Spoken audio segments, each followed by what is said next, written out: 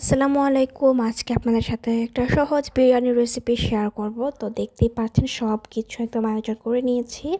আর এদিকে চালটাও একদম সুন্দরভাবে ধুয়ে রেখে দিয়েছি। এবার একটা প্যানের মধ্যে তেল দিয়ে দিলাম আদা বাটা। আদা বাটাটাকে একটু ভালোভাবে একটু ব্রাউন করে ভেজে নিতে হবে।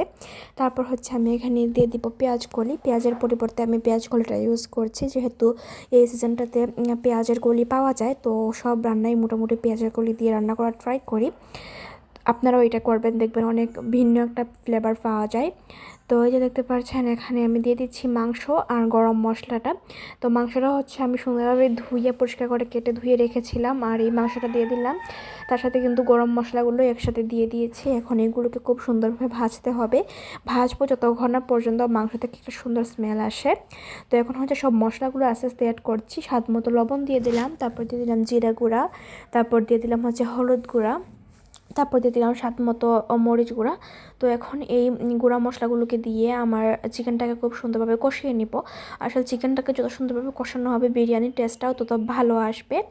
তো এই যে দেখতে পাচ্ছেন এখন আমি চিকেনটাকে সুন্দরভাবে কষিয়ে নিচ্ছি। আর দেখতে পাচ্ছেন তেলটা কিন্তু উপরে উঠে এসেছে। তো আমি ঢাকনা দিয়ে ঢেকে রেখে দিব একটু সময়ের জন্য। তো এখন আমি ধুয়ে রাখা চালটা দিয়ে দিব। এই যে দেখতে পাচ্ছেন চালটা দিয়ে দিচ্ছি। এখন চালটার সাথে মাংসটা খুব সুন্দরভাবে ভেজে নিতে হবে।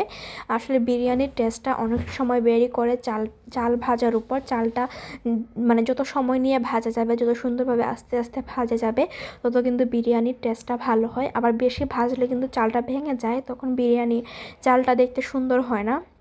তো দুইটা দিকে কিন্তু খেয়াল রাখতে হবে। তো এই দেখতে পাচ্ছেন আমি সুন্দরভাবে চালটা ভেজে নিচ্ছি মাংসের সাথে।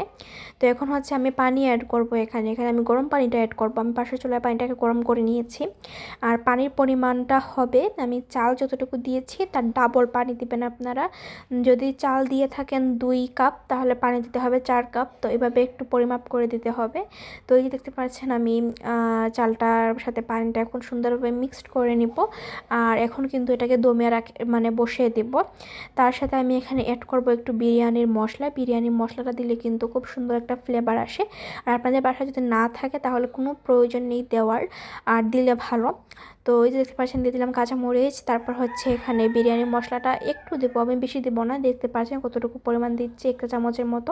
জাস্ট এই সময়টাতে দিলে একটু সুন্দর ফ্লেভার আসে, এইটুকুই। আপনারা চাইলে এখানে ঘি ইউজ করতে পারেন, তারপর গোলাপ জল ইউজ করতে পারেন, বিরিয়ানির এসেন্স ইউজ করতে পারেন। তো বিভিন্ন কিছুই আসলে ব্যবহার করা যায় বিরিয়ানিটা মজা করার জন্য। তো আমি শুধু বিরিয়ানির মশলাটা ইউজ করলাম।